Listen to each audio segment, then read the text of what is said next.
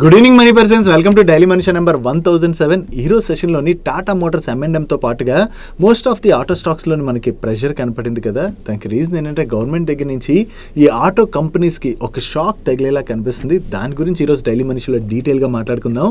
దాంతో పాటుగా మార్కెట్లో ఉన్న ఇంపార్టెంట్ అప్డేట్స్ అన్ని 1 by 1 క్విక్గా డిస్కస్ చేసేద్దాం.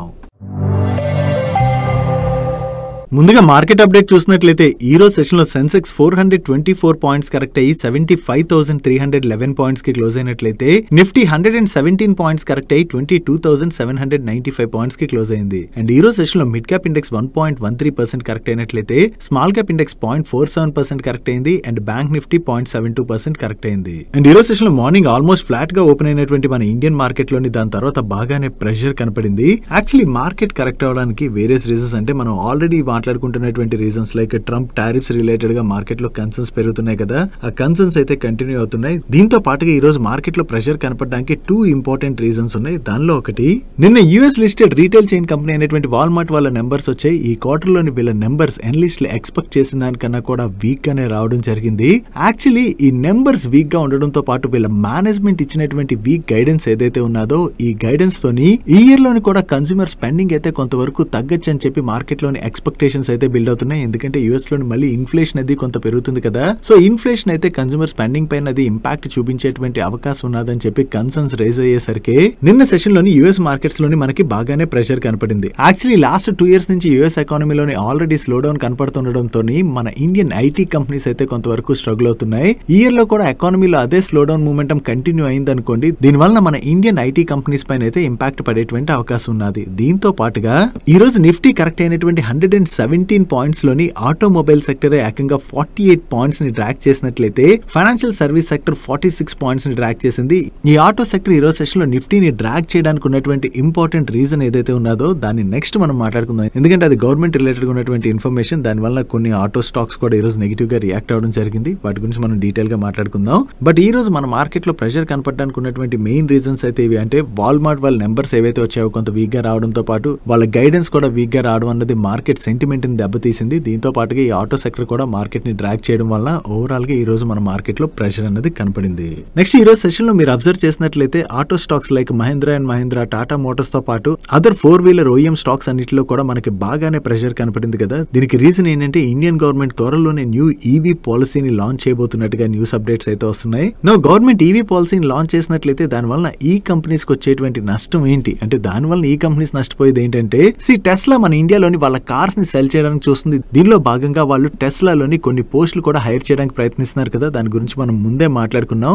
టెస్లా ఇండియాకి వస్తుందన్న టైంలో కూడా ఈ స్టాక్స్ లో ఇంత ప్రెషర్ కనపడలేదు, కానీ ఇప్పుడు ఎందుకు ఇంత ప్రెషర్ కనపడుతుందంటే గవర్నమెంట్ ఆఫ్ ఇండియా తీసుకొచ్చేటువంటి ఈ న్యూ ఈవీ పాలసీలో భాగంగా electric cars import duty present 110% ఉన్నది, దాన్ని గవర్నమెంట్ 15% కి కట్ చేయబోతున్నట్లుగా వేరియస్ మీడియా ప్లాట్ఫామ్స్ అయితే రిపోర్ట్ చేస్తున్నాయి. యాక్చువల్లీ డొనాల్డ్ ట్రంప్ గారు యుఎస్ ప్రెసిడెంట్ గా గెలిచిన దగ్గర నుంచి కూడా యుఎస్ పైన విధిస్తున్నటువంటి వేరియస్ టారిఫ్స్ ని ఇండియా కట్ చేయాలని చెప్పి ఆయన కంటిన్యూస్ గా వాయిస్ అయితే రైజ్ చేస్తున్నారు కదా. ఈవెన్ ఎలన్ మస్క్ గారు కూడా ప్రీవియస్ గా చాలా సార్లు ఇండియా ఇంపోర్ట్ డ్యూటీని చాలా ఎక్కువగా విధిస్తుందని చెప్పి ఆయన కూడా కన్సర్న్స్ వ్యక్తం చేయడం జరిగింది. మైట్ బి ఇప్పుడు మన కంట్రీ పైన యుఎస్ ఇటువంటి టారిఫ్స్ వేయకుండా ఉండాలంటే యుఎస్ నుంచి ఏవైతే ప్రొడక్ట్స్ ఉంటాయో వాటిపైన మనం విధిస్తున్నటువంటి టారిఫ్స్ ని తగ్గించాలి. కాబట్టి దానిలో భాగంగానే ఈ ఎలక్ట్రిక్ కార్స్ పైన ఇంపోర్ట్ డ్యూటీని గవర్నమెంట్ కట్ చేయడానికి చూస్తున్నట్టుంది. దట్టు ఎలన్ మస్క్ గారు ఇప్పుడు యుఎస్ గవర్నమెంట్ లో కీ రోల్ ప్లే చేస్తున్నారు కదా. సో గవర్నమెంట్ కనుక ఈ కొత్త పాలసీని తీసుకొచ్చినట్లయితే అతని కంపెనీ టెస్లాకి బెనిఫిట్ అయ్యేటువంటి అవకాశం ఉన్నది. దానివల్ల ఈ రెసిప్రోకల్ టారిఫ్స్, అంటే యుఎస్ చెప్తుంది కదా reciprocal tariffs విధిస్తామని,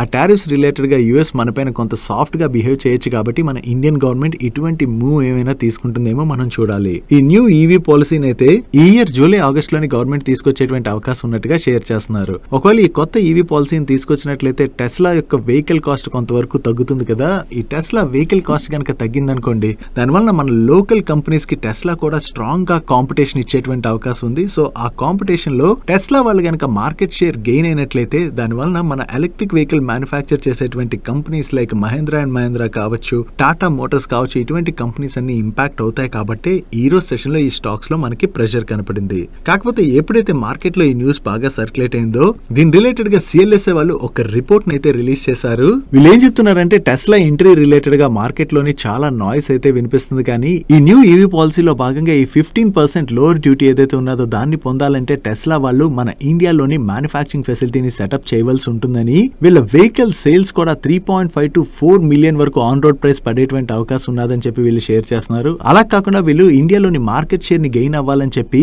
2.5 million rupees on road price కి ఒకవేళ టెస్లా వెహికల్స్ ని లాంచ్ చేసినా కూడా దాని వలన మహేంద్ర అండ్ మహేంద్ర, టాటా మోటార్స్ లాంటి కంపెనీస్ కి అంత ఇంపాక్ట్ పడకపోవచ్చు అని వీళ్ళు షేర్ చేస్తున్నారు. ఎందుకంటే రీసెంట్ గా ఈ స్టాక్స్ లోని బాగానే ప్రెషర్ కనపడింది కదా. సో ఆల్రెడీ ఈ స్టాక్స్ లో డీరేటింగ్ జరిగి టెస్లా ఎంట్రీ రిలేటెడ్ న్యూస్ ఏదైతే ఉందో అది ప్రైసింగ్ అయితే అయిపోయిందని. సో ఒకవేళ టెస్లా ఇండియాలోకి వచ్చినా కూడా వీళ్ళ పైన అయితే అంత పెద్ద ఇంపాక్ట్ ఉండకపోవచ్చు అని చెప్పి వీళ్ళు షేర్ చేయడం జరిగింది. సో ఇక్కడ ఎవరి వ్యూస్ వాళ్ళైతే షేర్ చేస్తున్నారు. వన్స్ టెస్లా మన ఇండియాలోకి వచ్చినట్లయితే అప్పుడు టెస్లా వెహికల్స్ యాక్సెప్టెన్స్ మన ఇండియాలో ఏ విధంగా ఉంటుందో చూడాలి. దాంతో పాటు టెస్లా వాళ్ళు మన ఇండియన్ ఓఈఎంస్ కి ఏ విధంగా కాంపిటీషన్ ఇస్తారు అన్నది కూడా మనం చూడాలి. అంటే ఒకవేళ వీళ్ళు మార్కెట్ షేర్ కోల్పోతున్నారు అనుకోండి భారీగా, అప్పుడు ప్రమాదం తప్ప కాంపిటీషన్ లోని అందరు వెహికల్స్ బాగానే సేల్ అవుతున్నాయి అనుకోండి, అప్పుడు మనం పెద్దగా భయపడాల్సిన పని లేదు. దట్టు టెస్లా మనం ఇండియాలోకి వచ్చినట్లయితే కార్స్ ప్రీమియమైజేషన్ కూడా బాగా పెరిగేటువంటి అవకాశం ఉన్నట్టుగా వీళ్ళు షేర్ చేస్తున్నారు. ఆ ప్రీమియమైజేషన్ కనుక పెరిగింది అనుకోండి, అదర్ వెహికల్ మ్యానుఫ్యాక్చరర్స్ కి కూడా అది ఒక రకంగా బెనిఫిట్ అయ్యేటువంటి అవకాశం ఉంది. బట్ చూద్దాం, వన్స్ టెస్లా రావడానికి మరికొంత టైం పడుతుంది కదా.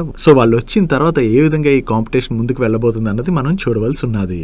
డైలీ మార్కెట్ లో వచ్చేటువంటి ఇటువంటి ఇంపార్టెంట్ అప్డేట్స్ ని మీతో డీటెయిల్ గా షేర్ చేయడానికి మన మనీ పర్స్ టీమ్ ఏవైతే ఎఫర్ట్స్ పెడుతుందో ఆ ఎఫర్ట్స్ కనుక మీకు హెల్ప్ఫుల్ అవుతున్నట్లయితే ఈ వీడియోని మర్చిపోకుండా లైక్ చేయడానికి ప్రయత్నించండి. నెక్స్ట్, డొనాల్డ్ ట్రంప్ గారు యూఎస్ ప్రెసిడెంట్ గా గెలిచిన దగ్గర నుంచి ఆ కంట్రీస్ మీద టారిఫ్స్ వేస్తా, ఈ కంట్రీస్ మీద టారిఫ్స్ వేస్తా, ఆ ప్రొడక్ట్స్ మీద టారిఫ్స్ వేస్తా, ఈ ప్రొడక్ట్స్ మీద టారిఫ్స్ వేస్తా అని చెప్పి కంటిన్యూస్ గా స్టేట్మెంట్స్ అయితే చేస్తున్నారు కదా. ఆయన దగ్గర నుంచి వస్తున్నటువంటి ఈ స్టేట్మెంట్స్ వలన మార్కెట్స్ లో కూడా చాలా ఎక్కువగానే ప్రెషర్ కనపడుతుంది. దట్టు రీసెంట్ గా నరేంద్ర మోడీ గారు యూఎస్ కి విజిట్ చేసినప్పుడు కూడా ఆయన దగ్గర నుంచి అటువంటి స్టేట్మెంట్స్ వచ్చాయి. అంటే ఇండియా మా పైన ఎక్కువగానే టారిఫ్స్ విధిస్తుంది, దీనిలో భాగంగా మేము కూడా ఇండియా మా పైన ఎలాంటి టారిఫ్స్ విధిస్తుందో అటువంటి టారిఫ్స్ విధిస్తాం అన్నట్టుగా ఆయన అయితే కామెంట్ చేశారు.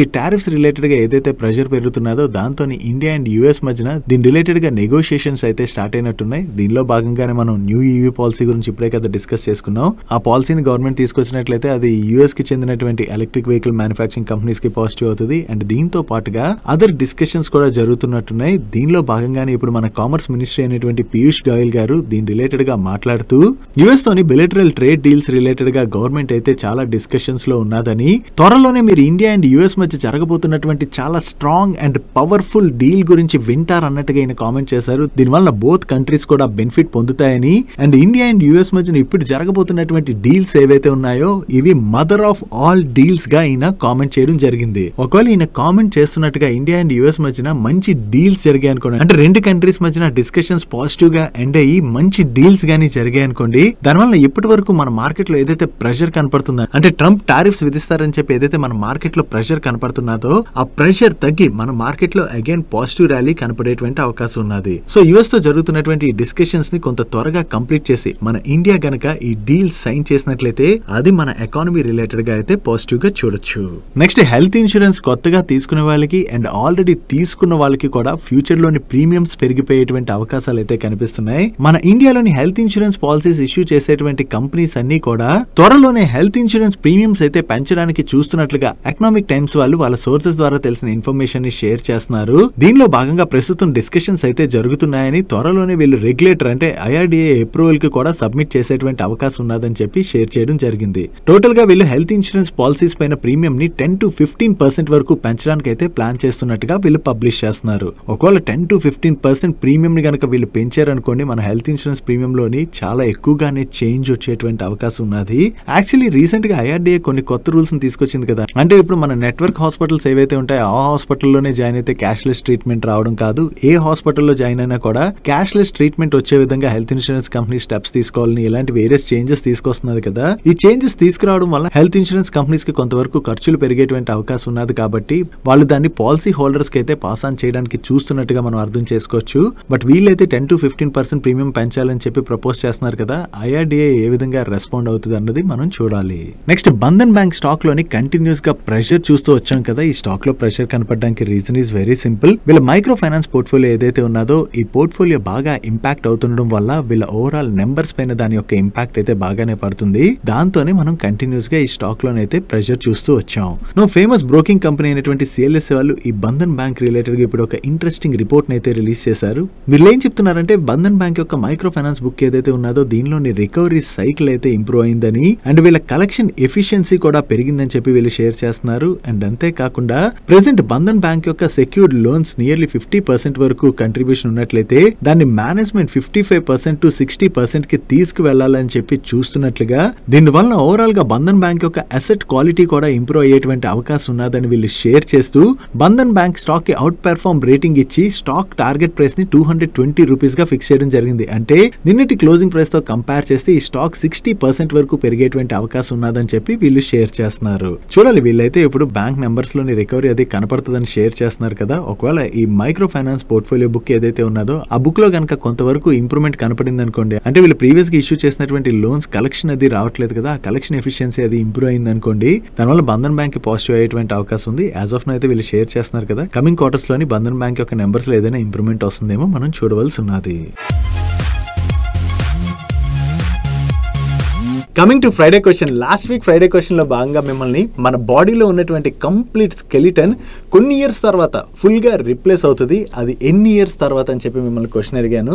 దీనికి ఆన్సర్ 10 years. 10 years తర్వాత మన బాడీలో ఉన్నటువంటి స్కెలిటన్ అయితే కంప్లీట్ గా రిప్లేస్ అవుతుంది. అండ్ ఈ వీక్ ఫ్రైడే క్వశ్చన్ విషయంకి వచ్చేసరికి జనరలీ మనం ఎన్ని గంటలు పడుకుంటాం, మీరు ఎన్ని గంటలు పడుకుంటారు కింద కామెంట్ సెక్షన్లో కామెంట్ చేయండి. నేనైతే 7 to 8 hours ఇన్ బిట్వీన్ అయితే పడుకుంటాను. జనరల్లీ కొంతమంది 8 hours పైన కూడా పడుకునే వాళ్ళు ఉంటారు కదా. కానీ ఒక జీవి మాత్రం కంటిన్యూస్గా 3 years పడుకోగలదు. ఆ జీవి అది. దీనికి మీకు ఆన్సర్ తెలిసినట్లయితే కింద కామెంట్ సెక్షన్లో కామెంట్ చేయండి, లేదా next week Friday daily money షోలోని దీని ఆన్సర్ మీకు షేర్ చేస్తాను. నెక్స్ట్ ఫార్మా కంపెనీ అయినటువంటి సిప్లా వాళ్ళ రిలేటెడ్గా 2 updates ఉన్నాయి. దీనిలో ఫస్ట్ అప్డేట్, వీళ్ళ నవీ ముంబై అనలైటికల్ టెస్టింగ్ ఫెసిలిటీలోని US FDA వాళ్ళు ఇన్స్పెక్షన్ కండక్ట్ చేశారు. ఈ ఇన్స్పెక్షన్ ముగియడంతో ఈ ఫెసిలిటీకి US FDA ఫార్మ్ 483 తోని 2 observations ఇష్యూ చేయడం జరిగింది. ఈ అబ్జర్వేషన్స్ రిలేటెడ్గా US FDA తో క్లోజ్గా వర్క్ చేసి వాటినైతే రిజాల్వ్ చేసుకుంటామని చెప్పి వీళ్ళ మేనేజ్మెంట్ చెప్తుంది. అండ్ దీంతో పాటుగా వీళ్ళ నీలోటిని క్యాప్సిల్స్ కి US FDA దగ్గర నుంచి ఫైనల్ అప్రూవల్ వచ్చింది. ఈ అప్రూవల్ రావడంతో ఈ క్యాప్సిల్స్ ని వీళ్ళు ఇయర్ 2025-26 లోని US లోని లాంచ్ చేయబోతున్నట్టుగా షేర్ చేస్తున్నారు. అండ్ ఈ క్యాప్సిల్స్ ఏవైతే ఉన్నాయో ఇవి ఆంకాలజీ రిలేటెడ్ ప్రొడక్ట్స్ US లో లాంచ్ చేసినట్లయితే దీని ద్వారా వీళ్ళ సేల్స్ పెరుగుతాయి. కాబట్టి ఇది సిప్లా వాళ్ళ రిలేటెడ్ గా మనం పాజిటివ్ గా చూడొచ్చు. నెక్స్ట్ BSNL వాళ్ళ భారత్ నెట్ ప్రాజెక్ట్ ఉన్నది కదా. ఈ భారత్ నెట్ ప్రాజెక్ట్ లో భాగంగా వేరియస్ కంపెనీస్ కి ఆర్డర్స్ వస్తున్నాయి. ఆర్డర్స్ గురించి మనం డిస్కస్ చేసుకున్నాం కూడా. ఈ భారత్ నెట్ ప్యాకేజ్ 3 లో భాగంగా UP east and UP west లోని ఈ ప్రాజెక్ట్ ఇంప్లిమెంటేషన్ కోసం అని చెప్పి రైల్వే PSU కంపెనీ అయినటువంటి RVNL, HFCL అండ్ అలాగే ఏరియల్ టెలికమ్యూనికేషన్ ఈ కంపెనీస్ యొక్క కన్సోర్టియం BSNL వాళ్ళతోని ప్రాజెక్ట్ ఇంప్లిమెంటేషన్ ఏజెన్సీ అగ్రిమెంట్ అయితే సైన్ చేయడం జరిగింది. సో ఈ ప్రాజెక్ట్ ని ఇంప్లిమెంట్ చేయడానికి ఇలా వేరియస్ కంపెనీస్ అయితే BSNL తో అసోసియేట్ అవుతున్నాయి కదా. దీనిలో భాగంగా ఈ కంపెనీస్ కి కూడా BSNL నుంచి మంచి ఆర్డర్స్ వస్తున్నాయి కాబట్టి అది ఈ కంపెనీస్ రిలేటెడ్ గా మనం పాజిటివ్ గా చూడొచ్చు. నెక్స్ట్ భారత్ ఫోర్జ్ వాళ్ళు డిఫెన్స్ సెక్టర్ లో పెరుగుతున్నటువంటి ఆపర్చునిటీని క్యాటర్ చేసేందుకు గాను కంటిన్యూస్ గా వేరియస్ ప్రొడక్ట్స్ అయితే తీసుకొస్తున్నారు కదా. దీనిలో భాగంగా ఇప్పుడు వీళ్ళు IDX అబుదాబిలోని versatile military grade specialist rolling chassis అయితే వీళ్ళు ఇంట్రడ్యూస్ చేయడం జరిగింది. సో ఇలా వీళ్ళు డిఫెన్స్ సెక్టర్ లో ఉన్నటువంటి అవసరాలకు అనుగుణంగా వేరియస్ ప్రొడక్ట్స్ అయితే తీసుకొస్తున్నారు కదా. వీళ్ళు తీసుకొచ్చేటువంటి ఈ ప్రొడక్ట్స్ కి డిఫెన్స్ సెక్టర్ లో మంచి యాక్సెప్టెన్స్ కనుక వచ్చింది అనుకోండి, దాని ద్వారా భారత్ ఫోర్జ్ వాళ్ళకి అది లాంగ్ టర్మ్ లోని పాజిటివ్ కానుంది. యాక్చువల్లీ ఈ డిఫెన్స్ సెక్టర్ లోని మన గవర్నమెంట్ అయితే చాలా స్ట్రాంగ్ గా స్పెండ్ చేస్తుంది. ఈవెన్ డిఫెన్స్ కంపెనీస్ కూడా ఎక్స్పోర్ట్ ఆర్డర్స్ రిలేటెడ్ గా స్ట్రాంగ్ గా వర్క్ చేస్తున్నాయి. దీనిలో భాగంగా ఎవరైతే ఇప్పుడు వస్తున్నటువంటి టెక్నాలజీ పరంగా అప్గ్రేడ్ చేసుకుంటూ వెళ్తారో అటువంటి కంపెనీస్ అయితే ఈ ఆపర్చునిటీని క్యాటర్ చేసేటువంటి అవకాశం ఉన్నది. నెక్స్ట్ NSDL IPO రిలేటెడ్ గా మార్కెట్ లో చాలా రోజుల నుంచి న్యూస్ అయితే సర్క్యులేట్ అవుతున్నది. నౌ ఈ IPO ఏప్రిల్ మంత్ లో వచ్చేటువంటి అవకాశం ఉన్నదని చెప్పి ఈ రోజు NDTV ప్రాఫిట్ వాళ్ళు షేర్ చేయడం జరిగింది. ఈ IPO సైజ్ నియర్లీ 3000 crores. ఒకవేళ NSDL IPO వచ్చినట్లయితే మార్కెట్ లో మంచి డిమాండ్ కనపడేటువంటి అవకాశాలు ఉన్నాయి. యాక్చువల్లీ CDSL అయితే ఇన్వెస్టర్స్ కి మంచి రిటర్న్స్ డెలివర్ చేసింది. నో NSDL IPO కూడా వచ్చినట్లయితే ఇది ఇన్వెస్టర్స్ కి ఏ విధంగా రిటర్న్స్ జనరేట్ చేస్తుంది అన్నది మనం చూడవలసి ఉన్నది. నెక్స్ట్ బ్యాంక్ ఆఫ్ ఇండియా వాళ్ళ రిలేటెడ్ గా ఒక నెగిటివ్ అప్డేట్ ఉన్నది. ఈ బ్యాంక్ ఆఫ్ ఇండియా వాళ్ళు గుప్తా పవర్ ఇన్ఫ్రాస్ట్రక్చర్ లిమిటెడ్ ని NPA గా డిక్లేర్ చేయడం జరిగింది. టోటల్ గా ఈ గుప్తా ఇన్ఫ్రాస్ట్రక్చర్ ప్రైవేట్ లిమిటెడ్ వాళ్ళు వీళ్ళకి పే చేయాల్సినటువంటి అవుట్ స్టాండింగ్ అమౌంట్ 226 crores. దీని రిలేటెడ్ గా ఆల్రెడీ 212 crores వరకు వీళ్ళు ప్రొవిజన్ అయితే తీసినట్టుగా షేర్ చేస్తున్నారు. బట్ వీళ్ళు ఎవరికైతే లోన్స్ ఇష్యూ చేస్తారో అది NPA గా మారినట్లయితే అది బ్యాంక్స్ పైన కొంతవరకు ప్రెషర్ క్రియేట్ చేస్తుంది. కాబట్టి ఇది బ్యాంక్ ఆఫ్ ఇండియా రిలేటెడ్ గా మనం కొంత నెగిటివ్ గా చూడొచ్చు. నెక్స్ట్ ఫార్మా కంపెనీ అయినటువంటి ఫైజర్ వాళ్ళు 2 brands రిలేటెడ్ గా మైలాన్ ఫార్మాసిటికల్స్ ప్రైవేట్ లిమిటెడ్ వాళ్ళతోని మార్కెటింగ్ అండ్ సప్లై అగ్రిమెంట్ లోకి ఎంటర్ అవడం జరిగింది. ఈ 2 brands మీరు ఇక్కడ స్క్రీన్ పై చూడొచ్చు. మన ఇండియా టెరిటరీ గురించి వీళ్ళు టోటల్ గా 5 years కి గాను ఈ అగ్రిమెంట్ అయితే సైన్ చేశారు. ఈ అగ్రిమెంట్ లో భాగంగా ఈ 2 brands యొక్క సేల్స్ అయితే ఫైజర్ వాళ్ళు డీల్ చేయనున్నారు.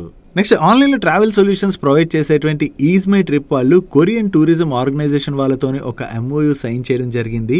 ఈ MOU లో భాగంగా మన ఇండియన్ టూరిస్టులకి ఈజ్ మై ట్రిప్ వాళ్ళు ఆన్లైన్ లోని కొరియా టూరిజం అయితే ప్రమోట్ చేయబోతున్నట్టుగా వీళ్ళు షేర్ చేస్తున్నారు. దీనికి గాను ఈజ్ మై ట్రిప్ వాళ్ళకు ఉన్నటువంటి digital reach, industry expertise and extensive customer base అయితే యూజ్ చేసుకుని ఓవరాల్ గా కొరియన్ టూరిజం ని మన ఇండియన్ టూరిస్టులకి ప్రమోట్ చేయడం ద్వారా మన ఇండియా నుంచి కొరియాకి ట్రావెల్ చేసి అక్కడ వేరియస్ ప్లేసెస్ ని విజిట్ చేద్దామని చాలా మంది అనుకుంటారు కదా. వాళ్ళకైతే బెస్ట్ ఎక్స్పీరియన్స్ అందించబోతున్నట్టుగా వీళ్ళు షేర్ చేస్తున్నారు. That's it for today's daily money show guys. ఈ రోజు డైలీ మనీ షోలో మేము షేర్ చేసిన ఇన్ఫర్మేషన్ మీకు హెల్ప్ఫుల్ అయినట్లయితే ఈ వీడియోని లైక్ చేయండి. ఈ video me friends and family members helpful అవుతుందంటే ఈ వీడియోని వాళ్ళకి షేర్ చేయండి. మీరు ఇదే ఫస్ట్ టైం మన మనీ పర్ ఛానల్కి వచ్చి ఛానల్ ఇంకా సబ్స్క్రైబ్ చేసుకోలేనట్లయితే ఇక్కడున్న ఛానల్ లోగో మీద క్లిక్ చేసి ఛానల్ సబ్స్క్రైబ్ చేసుకుంటూ పక్కన బెల్ ఐకాన్లోని ఆల్ నోటిఫికేషన్స్ యాక్టివేట్ చేసుకోండి. నేను చంద్రశేఖర్ పత్రి మరొక ఇంట్రెస్టింగ్ వీడియోతో కలుద్దాం. Good night.